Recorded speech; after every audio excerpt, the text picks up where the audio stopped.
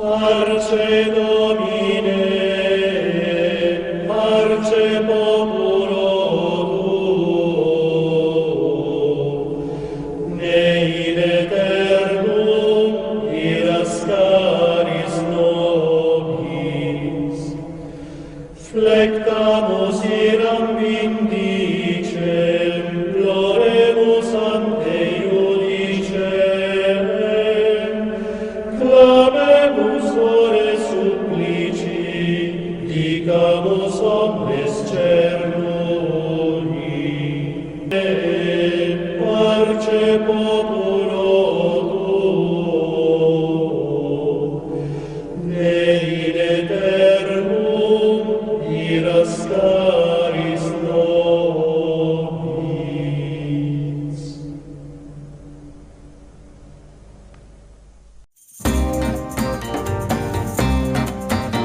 Voici le jour du Seigneur, Alléluia, jour d'allégresse et de joie. Alléluia, Alléluia, Alléluia, Alléluia, Alléluia, Alléluia,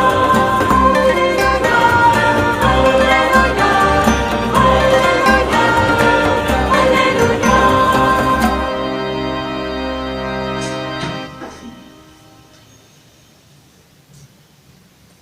Acclamez Dieu, toute la terre, chantez à la gloire de son nom, rendez-lui grâce, louez-le, Alléluia. Au nom du Père et du Fils et du Saint-Esprit, Amen. Préparons-nous à la célébration de l'Eucharistie en reconnaissant que nous sommes pécheurs. Seigneur, accorde-nous ton pardon. Nous avons péché contre toi. Montre-nous ta miséricorde et nous serons sauvés. Que Dieu Tout-Puissant nous fasse miséricorde, qu'il nous pardonne nos péchés et nous conduise à la vie éternelle. Seigneur, prends pitié. Ô Christ, prends pitié. Seigneur, prends pitié. Gloire à Dieu au plus haut des cieux, et paix sur la terre aux hommes qui l'aiment. Nous te louons, nous te bénissons, nous t'adorons, nous te glorifions, nous te rendons grâce pour ton immense gloire. Seigneur Dieu, roi du ciel, Dieu, le Père Tout-Puissant, Seigneur, Fils unique Jésus-Christ, Seigneur Dieu, agneau de Dieu, le Fils du Père, toi qui enlèves le péché du monde, prends pitié de nous. Toi qui enlèves le péché du monde, reçois notre prière. Toi qui es assis à la droite du Père, prends pitié de nous. Car toi seul est saint, toi seul est Seigneur, toi seul est le Très-Haut, Jésus-Christ, avec le Saint-Esprit, dans la gloire de Dieu le Père. Amen. Prions le Seigneur.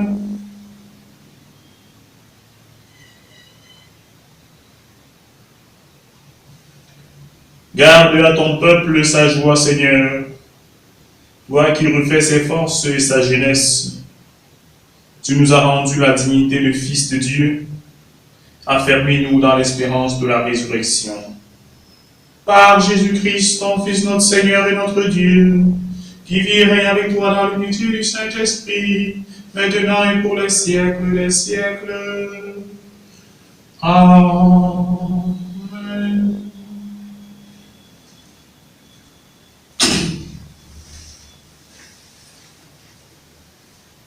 Première lecture du livre des Actes des Apôtres, chapitre 2, versets 14 et 22 à 33. Le jour de la Pentecôte, Pierre, debout avec les 11 autres apôtres, éleva la voix et leur fit cette déclaration. Vous, Juifs, Et vous tous qui résidez à Jérusalem, sachez bien ceci. Prêtez l'oreille à mes paroles. Il s'agit de Jésus le Nazaréen, homme que Dieu a accrédité auprès de vous, en accomplissant par lui des miracles, des prodiges et des signes au milieu de vous. Comme vous le savez vous-même, cet homme, livré selon le dessein bien arrêté et la préscience de Dieu, vous l'avez supprimé en le clouant sur le bois par la main des impies.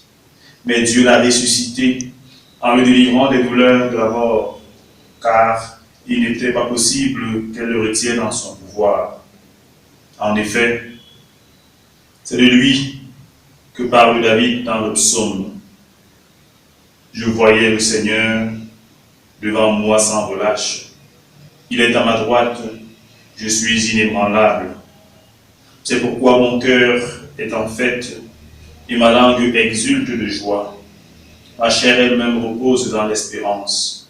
Tu ne peux m'abandonner au séjour des morts, ni laisser ton serviteur voir la corruption. Tu m'as appris des chemins de vie. Tu me rempliras d'allégresse par ta présence. Frères, il est permis de vous dire avec assurance, au sujet du patriarche David, qu'il est mort, qu'il a été enseveli, et que son tombeau est encore aujourd'hui chez nous. Comme il était prophète, il savait que Dieu lui avait juré de faire asseoir sur son trône un homme issu de lui. Il a vu d'avance la résurrection du Christ, dont il a parlé ainsi. Il n'a pas été abandonné à la mort, et sa chair n'a pas vu la corruption. Ce Jésus, Dieu l'a ressuscité. Nous tous, nous en sommes témoins. Élevé par la droite de Dieu, il a reçu du Père l'Esprit Saint qui était promis, et il l'a répandu sur nous, ainsi que vous le voyez et l'entendez. Parole du Seigneur, nous rendons grâce à Dieu. Psaume 15. Tu m'apprends, Seigneur, le chemin de la vie. Garde-moi, mon Dieu, j'ai fait de toi mon refuge. J'ai dit au Seigneur, tu es mon Dieu. Seigneur, mon partage et ma coupe, de toi dépend mon sort. Tu m'apprends, Seigneur, le chemin de la vie. Je bénis le Seigneur qui me conseille. Même la nuit, mon cœur m'avertit. Je garde le Seigneur devant moi sans relâche. Il est à ma droite, je suis inébranlable. Tu m'apprends, Seigneur, le chemin de la vie. Mon cœur exulte, mon âme est en fête. Ma chair elle-même me repose en confiance. Tu ne peux m'abandonner à la mort, ni laisser ton ami voir la corruption. Tu m'apprends, Seigneur, le chemin de la vie. Tu m'apprends le chemin de la vie. Devant ta face, débordement de joie. À ta droite, éternité de délices. Tu m'apprends, Seigneur, le chemin de la vie. Deuxième lecture de la première lettre de Saint Pierre apôtre, chapitre 1er, versets 17 à 21. Bien-aimés, si vous invoquez comme Père celui qui juge impartialement chacun selon son œuvre, vivez donc dans la crainte de Dieu pendant le temps où vous résidez ici-bas en étranger. Vous le savez, ce n'est pas par des biens corruptibles, l'argent ou l'or, que vous avez été rachetés de la conduite superficielle héritée de vos pères, mais c'est par un sang précieux, celui d'un agneau sans défaut et sans tache, le Christ. Dès avant la fondation du monde, Dieu l'avait désigné d'avance et il l'a manifesté à la fin des temps à cause de vous. C'est bien par lui que vous croyez en Dieu, qu'il a ressuscité d'entre les morts et qu'il lui a donné la gloire. Ainsi, vous mettez votre foi et votre espérance en Dieu. Parole du Seigneur, nous rendons grâce à Dieu. Alléluia, Alléluia, Alléluia. Seigneur Jésus, ouvre-nous les Écritures, que notre cœur devienne brûlant, tandis que tu nous parles. Alléluia, Alléluia, Alléluia. Écoutons l'évangile de Jésus-Christ selon saint Luc. Gloire à toi, Seigneur. Au chapitre 24, versets 13 à 35. Le même jour, c'est-à-dire le premier jour de la semaine, les disciples faisaient route vers un village appelé Emmaüs, à 2 heures de marche de Jérusalem, et ils parlaient entre eux de tout ce qui s'était passé. Or, tandis qu'ils s'entretenaient et s'interrogeaient, Jésus lui-même s'approcha, il marchait avec eux, mais leurs yeux étaient empêchés de le reconnaître. Jésus leur dit, « De quoi discutez-vous en marchant ?» Alors ils s'arrêtèrent, tout tristes. L'un des deux, nommé Cléophas, lui répondit, « Tu es bien le seul étranger résidant à Jérusalem qui ignore les événements de ces jours-ci. » Il leur dit, « Quels événements ?» Ils lui répondirent, « Ce qui est arrivé à Jésus de Nazareth, cet homme qui était un prophète puissant par ses actes et ses paroles devant Dieu et devant tout le peuple. Comment les grands prêtres et nos chefs l'ont livré, ils l'ont fait condamner à mort et ils l'ont crucifié. Nous espérions que c'était lui qui allait délivrer Israël. Mais avec tout cela, voici déjà le 3e jour qui passe depuis que c'est arrivé. À vrai dire, les femmes de notre groupe nous ont remplis de stupeur. Quand, dès l'aurore, elles sont allées au tombeau, elles n'ont pas trouvé son corps. Elles sont venues nous dire qu'elles avaient même eu une vision des anges qui disaient qu'il est vivant. Quelques-uns de nos compagnons sont allés au tombeau et ils ont trouvé les choses comme les femmes l'avaient dit. Mais lui, ils ne l'ont pas vu. Il leur dit alors, « Esprit sans intelligence, comme votre cœur est lent à croire tout ce que les prophètes ont dit. Ne fallait-il pas que le Christ souffrit cela pour entrer dans sa gloire ?» Et, partant de Moïse et de tous les prophètes, il leur interpréta dans toute l'Écriture ce qui le concernait. Quand ils approchèrent du village où ils se rendaient, Jésus fit semblant d'aller plus loin. Mais ils s'efforcèrent de le retenir. « Reste avec nous, car le soir approche et déjà le jour baisse. » Il entra donc pour rester avec eux. Quand il fut à table avec eux, ayant pris le pain, il prononça la bénédiction et l'ayant rompu, il le leur donna. Alors leurs yeux s'ouvrirent et ils le reconnurent, mais il disparut à leur regard. Ils se dirent l'un à l'autre, « Notre cœur n'était-il pas brûlant en nous, tandis qu'il nous parlait sur la route et nous ouvrait les Écritures ?» À l'instant même, ils se levèrent et retournèrent à Jérusalem. Ils y trouvèrent réunis les 11 apôtres et leurs compagnons qui leur dirent, « Le Seigneur est réellement ressuscité, il est apparu à Simon. » À leur tour, ils racontaient ce qui s'était passé sur la route et comment le Seigneur s'était fait reconnaître par eux à la fraction du pain. Acclamons la parole de Dieu. Louange à toi, Seigneur Jésus.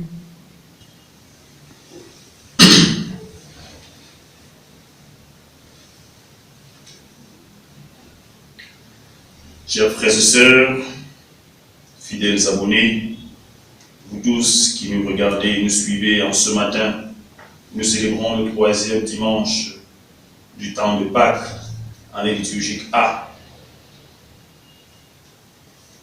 Aujourd'hui, Jésus veut nous inviter à ouvrir notre cœur pour comprendre l'événement de la résurrection et pour en tirer profit.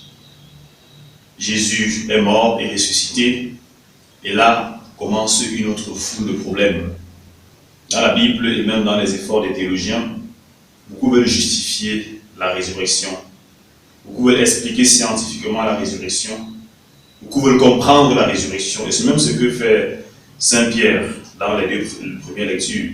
La première lecture tirée du livre des Actes des Apôtres, dans laquelle Pierre enseigne sur la résurrection en prenant appui dans le passé, surtout dans l'Écriture, dans le psaume 15 que nous avons écouté. Dans la deuxième lecture, le même Pierre, dans son épître, nous rappelle que ce n'est pas par les richesses de ce monde, l'or et l'argent, que nous avons été sauvés, mais par un sang précieux, celui de Jésus. Mais il rappelle que ce Jésus, Dieu s'est manifesté à lui dès le commencement du monde pour accomplir sa volonté. Il veut justifier la résurrection et il le fait avec tous les arguments qu'il a en sa possession. Le plan de Dieu depuis la nuit des temps, mais aussi les saintes Écritures, surtout ce psaume 15, ce psaume de David, à travers lequel Saint Pierre affirme David avait d'avance vu la résurrection du Christ. La résurrection pose des problèmes, c'est normal. Pour dire vrai, la résurrection du Christ n'est pas un fait historique. Je m'explique. Un fait historique, par définition, est un fait scientifique, observable par tout le monde, vérifiable par tout le monde.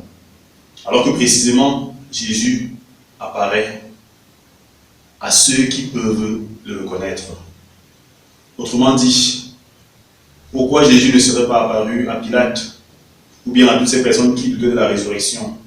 Pourquoi n'est-il apparu que près de ses disciples, de ceux qui avaient cheminé avec lui? C'est bien parce qu'il y a trois catégories de personnes en face de la résurrection. Il y a ceux qui ne croient pas du tout. Il y a ceux qui croient, comme Marie-Madeleine, comme Jean, il vit et il crut. Il y a ceux qui sont au milieu, qui ont les dispositions pour croire, mais qui sont troublés par les événements de ce monde, notamment les disciples d'Emmaüs. Jésus n'apparaît pas à Pilate parce que cela ne sert à rien.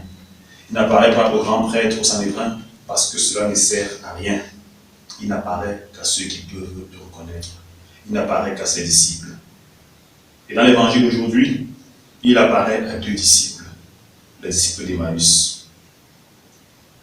Dans l'évangile comme dans la première lecture, c'est la résurrection qui est proclamée, mais avec deux tons tout à fait différents. Voilà deux disciples qui font route vers Emmaüs. Ils étaient à Jérusalem pour la fête de Pâques. Et ce qui s'est passé, c'est passé. Ce qui s'est produit, c'est produit. Et ils sont en train de retourner. Ils sont déçus. Alors, tandis qu'ils s'entretenaient, il faut dire que Emmaüs était à 60 stades de Jérusalem, ce qui correspond environ à 12 km. Même comme ils ont parcouru cette distance en 2 heures, je ne sais pas si cela est très réaliste, peut-être avait-il d'autres moyens de locomotion. Toujours est-il qu'ils sont rentrés à Emmaüs tout déçus. Et pendant qu'ils s'entretiennent entre eux, en chemin, larmoyant, pleurnichant, Jésus vient et il marche avec eux. Première chose très importante, très belle à imaginer, Jésus marche avec eux. Mais leurs yeux étaient empêchés de le reconnaître. C'est cela, c'est la catégorie du milieu, entre ceux qui croient et ceux qui ne croient pas du tout.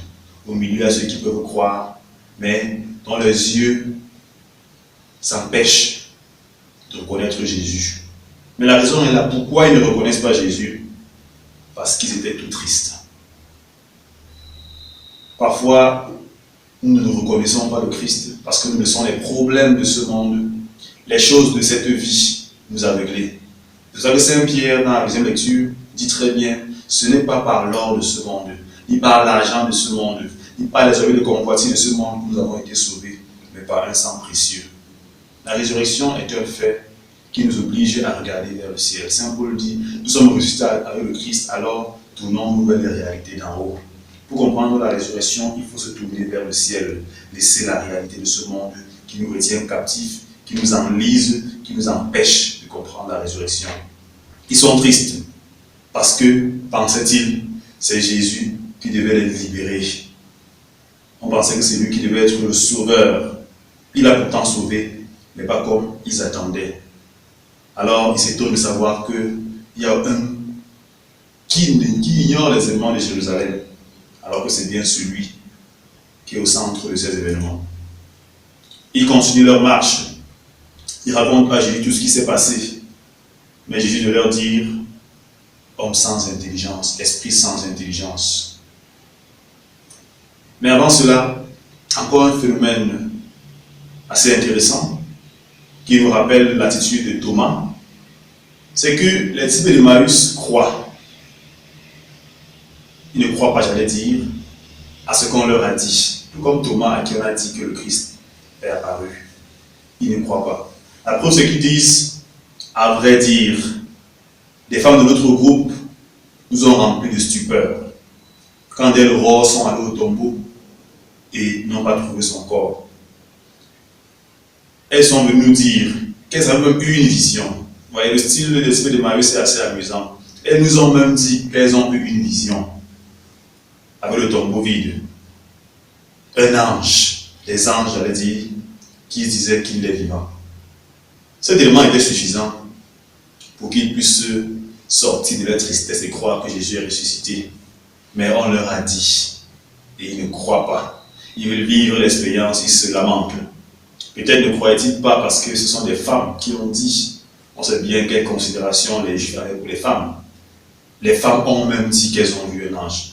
Ils parlent comme si ces femmes étaient enivrées de vin et que leurs paroles n'avaient aucun sens. En tout cas, ce sont des femmes qui ont parlé, cela n'a pas d'importance. Elles nous ont même dit qu'un ange leur est apparu et a dit qu'il était vivant.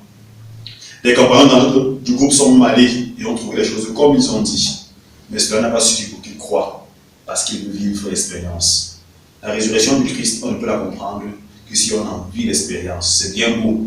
Mais rappelons-nous Jésus à Thomas dimanche dernier. Heureux ceux qui croient sans avoir vu, parce que Jésus ne se montrera pas à chacun individuellement. Nous devons croire et faire l'expérience cette fois-là dans notre cœur. Alors quand Jésus dit homme sans intelligence, n'allons pas croire que l'intelligence est un moyen pour connaître le Christ. Les gens n'ont pas un moyen pour comprendre la résurrection. Si c'était le cas, dans ce monde, les plus intelligents, les plus intellectuels seraient sûrement les plus grands croyants.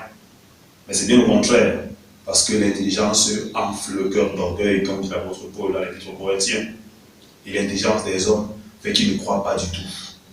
Aujourd'hui, avec la pandémie qui sévit, beaucoup de médecins qui pensaient avoir la science infuse, pouvoir créer l'homme, sont en train de se rendre compte qu'ils sont tout limités. L'intelligence n'est pas un moyen pour rencontrer Dieu. Alors, Jésus parle là de l'intelligence du cœur. Votre cœur est l'âme à croire ce que les prophètes ont dit. Homme sans intelligence, ça veut dire les hommes dont le cœur n'est rivé que vers les choses de ce monde, mais pas vers les choses d'en haut. Les gens qui ne se servent que de leur tête, mais pas de leur cœur et de leurs sentiments.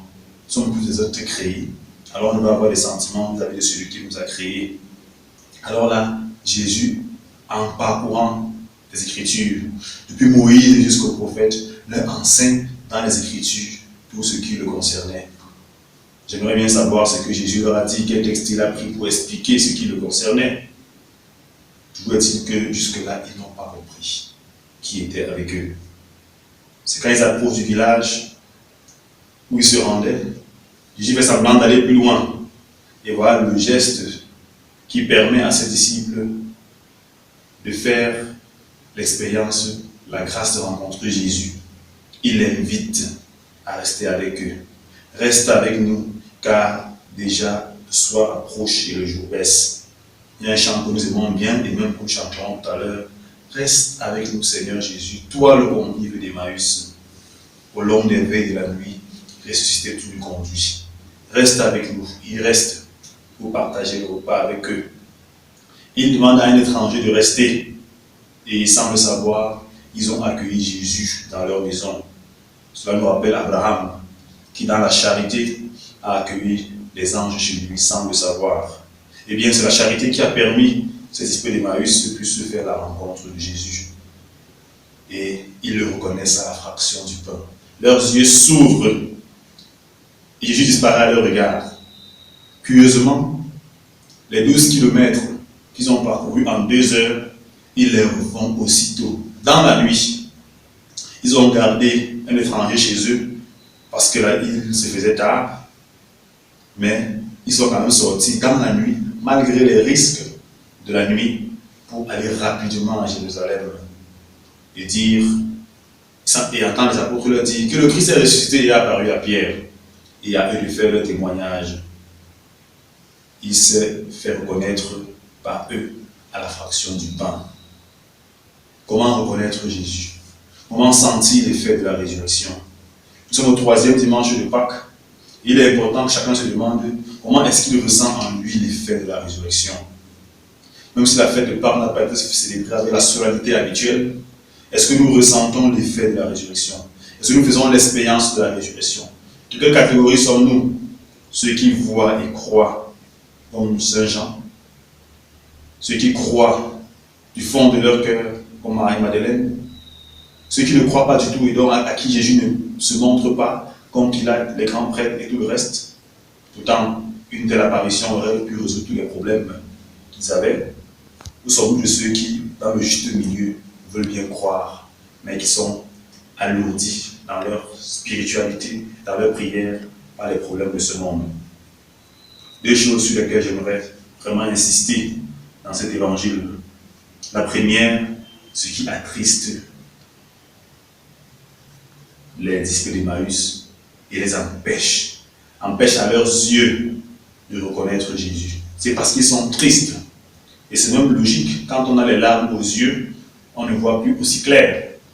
Alors si nous passons notre vie à pleurer, à nous lamenter, à nous larmoyer, c'est sûr qu'on n'aura pas la possibilité de voir les merveilles que Dieu a accomplies dans notre vie. On peut pleurer pour 1000 raisons. On peut pleurer pour beaucoup de raisons.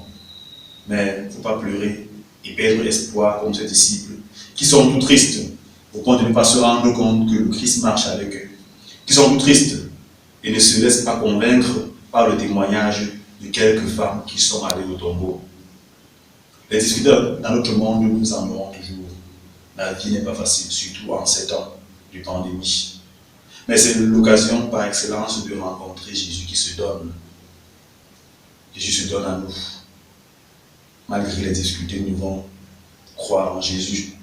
Nous voyons les apôtres dans le livre des Actes, comment malgré les difficultés, ils continuent tous les jours de professer leur foi. Après avoir été chicotés, ils se vantent, ils sont heureux d'avoir été jugés dignes de souffrir au nom de Jésus. Ouvrons nos cœurs et croyons. Si nous voulons, nous pouvons croire. Il suffit d'ouvrir nos cœurs et de laisser que l'Écriture, que la Sainte Écriture nous pénètre. En parlant de l'Écriture, j'ai envie d'insister encore sur la première lecture où Saint Pierre prend comme argument pour démontrer, pour expliquer la résurrection, le fait que David avait d'avance vu la résurrection du Christ.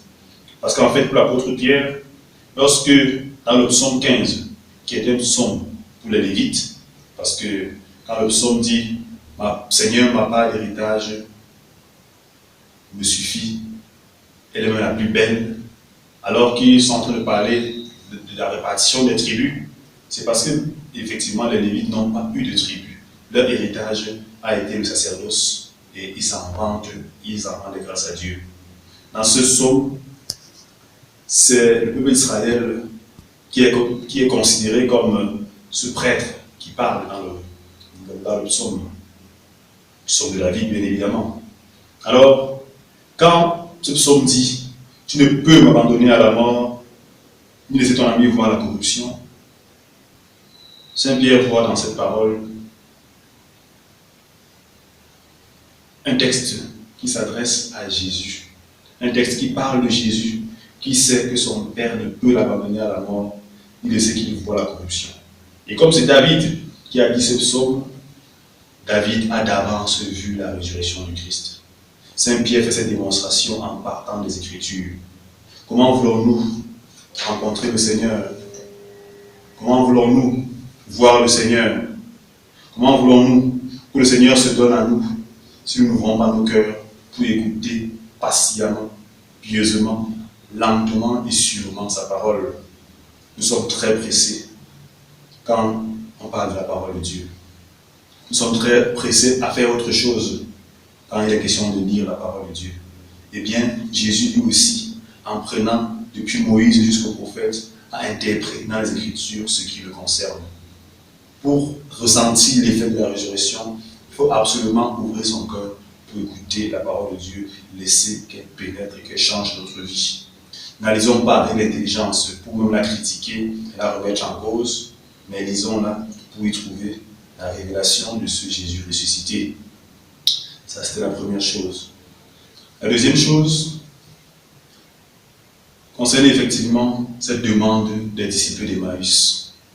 Reste avec nous, Seigneur, car le soir approche et déjà le jour baisse. Comme je l'ai dit sans le savoir, ils ont invité le Seigneur à rester chez eux.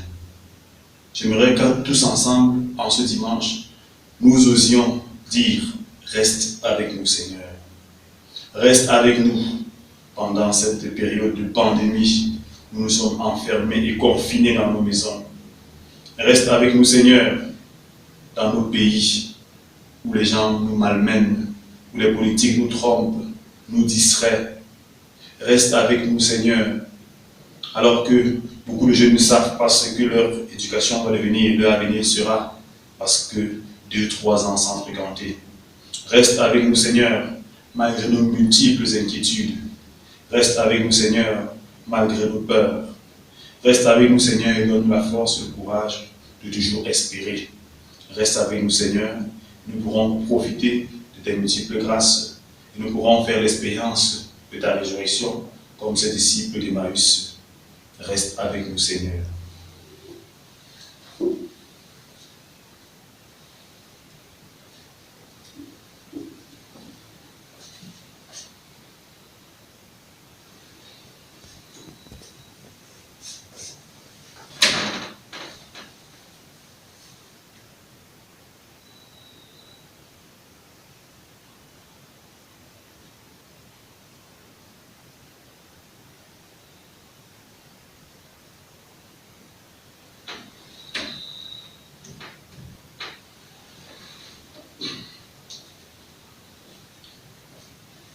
Professons notre foi.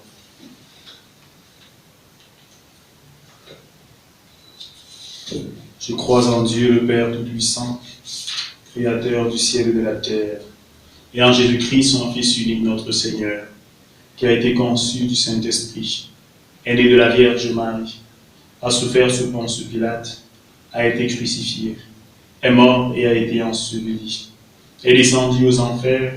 Le 3e jour est ressuscité des morts, est monté aux cieux, est assis à la droite du Père, de Dieu le Père Tout-Puissant, lui viendra juger les vivants et les morts.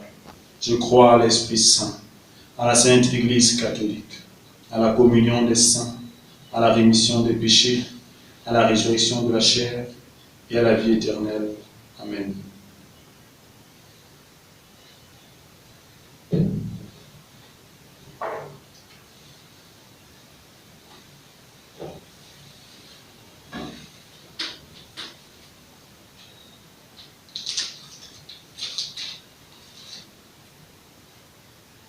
Tu es béni, Dieu de l'univers, toi qui nous donnes ce pain, fruit de la terre et du travail des hommes.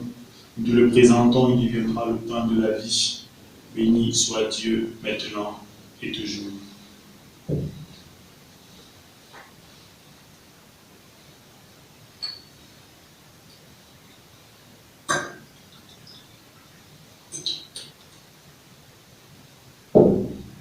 Comme c'est aussi le sacre de l'alliance que je t'ai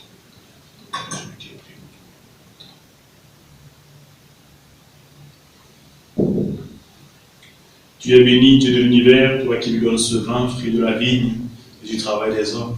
Nous te le présentons, il deviendra le vin du royaume éternel. Béni soit Dieu, maintenant et toujours. Humbles et pauvres, tant Seigneur, que le sacrifice en ce jour pour notre assurance.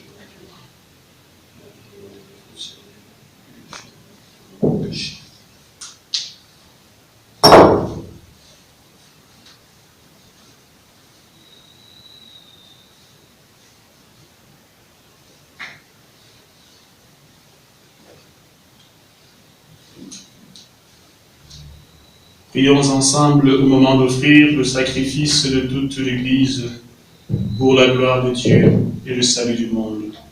Prions le Seigneur. Accueille, Seigneur, les dons de ton Église en fête. Tu es à l'origine d'un si grand bonheur qui s'épanouit en joie éternelle par Jésus, le Christ, notre Seigneur. Le Seigneur soit avec vous. Élevons notre cœur. Rendons grâce au Seigneur notre Dieu. Vraiment, il est juste et il est bon de te glorifier, Seigneur, en tout temps, mais plus encore en ces jours où le Christ, notre Pâque, a été immolé. Grâce à lui se lèvent les enfants de lumière pour une vie éternelle, et les portes du royaume des cieux s'ouvrent pour accueillir les croyants. Oui, nous te rendons gloire, car sa mort nous a franchis de la mort, et dans le mystère de sa résurrection, chacun de nous est déjà ressuscité. C'est pourquoi le peuple des baptisés, rayonnant de la joie pascale, exulte par toute la terre, tandis que les anges dans le ciel chantent sans fin l'hymne de ta gloire. Saint, Saint, Saint, le Seigneur, Dieu de l'univers, le ciel et la terre sont remplis de ta gloire. Hosanna au plus haut des cieux. Béni soit celui qui vient au nom du Seigneur. Hosanna au plus haut des cieux.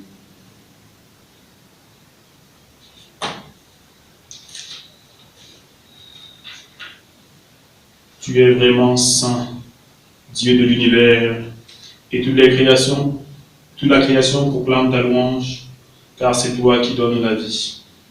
C'est toi qui sanctifies toutes choses, par ton Fils Jésus-Christ notre Seigneur, avec la puissance de l'Esprit Saint, et tu ne cesses de rassembler ton peuple, afin qu'il te présente partout dans le monde une offrande pure. C'est pourquoi nous voici rassemblés devant toi, et dans la communion de toute l'Église, en ce premier jour de la semaine, nous célébrons le jour où le Christ est ressuscité d'entre les morts.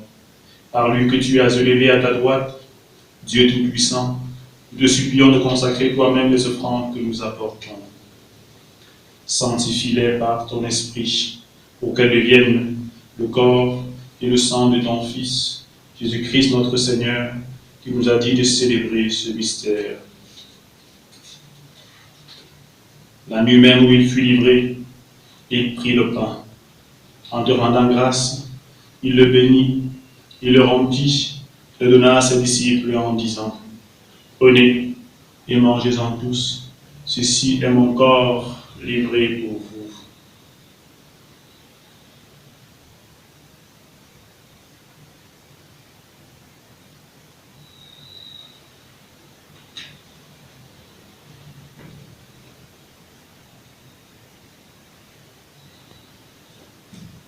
De même, à la fin du repas, il prit la coupe. En te rendant grâce, il la bénit et la donna à ses disciples en disant : Prenez et buvez-en tous, car ceci est la coupe de mon sang, le sang de l'alliance nouvelle et éternelle, qui sera versé pour vous et pour la multitude en rémission des péchés. Vous ferez cela en mémoire de moi.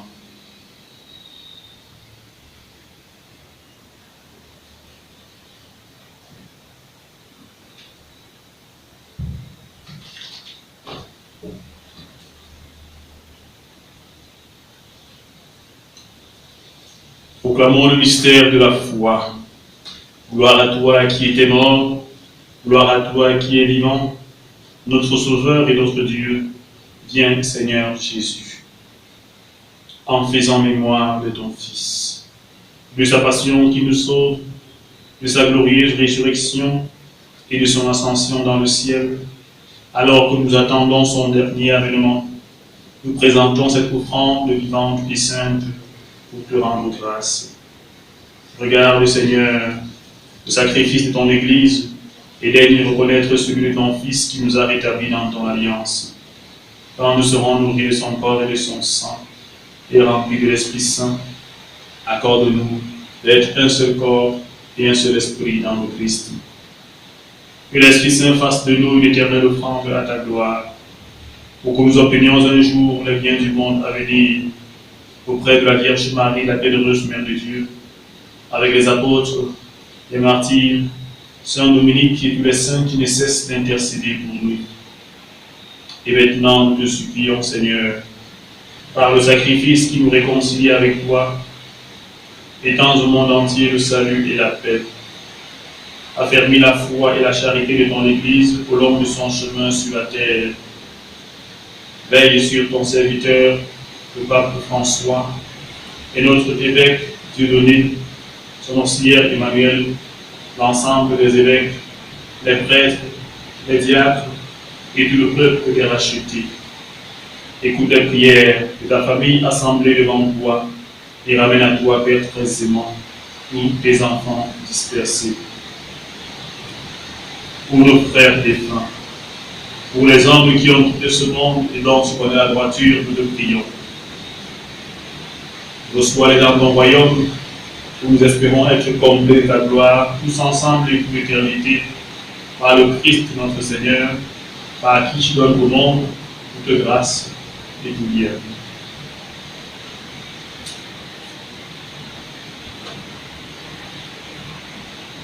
Per ipsum, et cum ipso et in ipso, est Deo Patri omnipotenti, in unitate Spiritus Sancti, omnis honor et gloria, per omnia saecula saeculorum. Amen. Oremus, preceptis salutaribus moniti, et divina institutione formati, audemus dicere. Pater noster, qui es in celis, sanctificetur nomen tuum, adveniat regnum tuum, fiat voluntas tua, sicur in cielo et in terra. Panem nostrum quotidianum da nobis hodie, et dimite nobis debita nostra, sicur te nos dimitimus debitoribus nostris, et ne nos inducas in tentationem, sed libera nos a malo. Délivre-nous de tout mal, Seigneur, et donne la paix à notre temps. Par ta miséricorde, libère-nous du péché. Rassure-nous devant les épreuves en cette vie où nous espérons le bonheur que tu promets et l'avènement de Jésus-Christ, notre Sauveur. Car c'est à toi qu'appartiennent le règne, la puissance et la gloire pour les siècles des siècles. Seigneur Jésus-Christ, tu as dit à tes apôtres, je vous laisse la paix, je vous donne ma paix. Ne regarde pas nos péchés, mais la foi de ton Église. Pour que ta volonté s'accomplisse, donne-lui toujours cette paix et conduis-la avec l'unité parfaite, toi qui règnes pour les siècles des siècles. Que la paix du Seigneur soit toujours avec vous.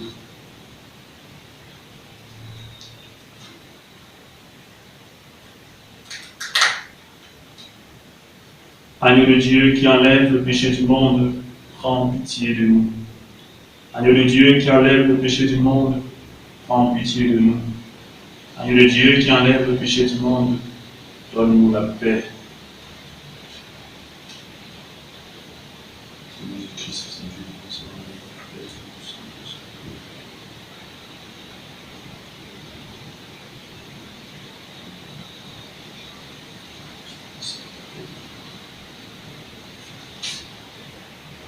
Heureux les invités au repas du Seigneur.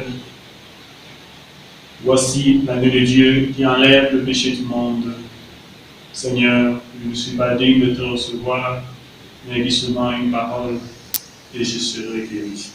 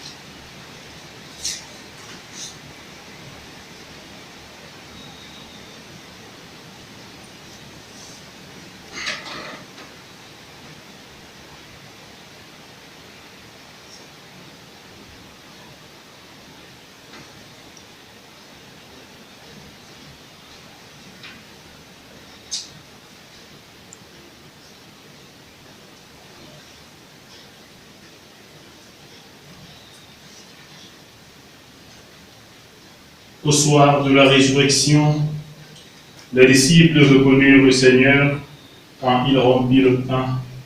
Alléluia. Achevons notre prière. Regarde avec bonté, Seigneur, le peuple que tu as rénové par tes sacrements. Accorde-nous de parvenir à la résurrection bienheureuse, toi qui nous as destinés à connaître ta gloire. Par Jésus le Christ, notre Seigneur. Amen. Comme promis, nous avons chanté cet hymne pour supplier le Seigneur de rester avec nous, comme l'ont fait les disciples d'Emmaüs. Reste avec nous, Seigneur Jésus, toi le convive d'Emmaüs, au long des veilles de la nuit, ressuscité tu nous conduis. Prenant le pain, tu l'as rompu, alors nos yeux t'ont reconnu. Flambé furtif pour notre cœur, a pressenti le vrai bonheur. Le temps est court, nos jours s'en vont, mais tu prépares ta maison. Tu donnes un sens à nos désirs, à nos labeurs un avenir. Toi le premier des pèlerins, l'étoile du dernier matin, réveille en nous par ton amour, l'immense espoir de ton retour. Oui, frères et sœurs, nous repartons en ce dimanche avec cette parole de Dieu qui nous invite à chercher le Christ ressuscité en lui ouvrant notre cœur, en le suppliant de rester avec nous, en ouvrant notre cœur à l'Écriture sainte, à sa parole dans laquelle il ne cesse jamais de se révéler. Le Seigneur soit avec vous et que Dieu Tout-Puissant vous bénisse, le Père, le Fils et le Saint-Esprit. Allez dans la paix du Christ. Alléluia, Alléluia. Nous rendons grâce à Dieu. Alléluia, Alléluia. Parce Domine, parce populo tuo, nei in aeternum irascaris nobis, flectamus iram vindicem, loremus ante iudicem, clamemus ore supplici, dicamus omnes cernui, parce Domine,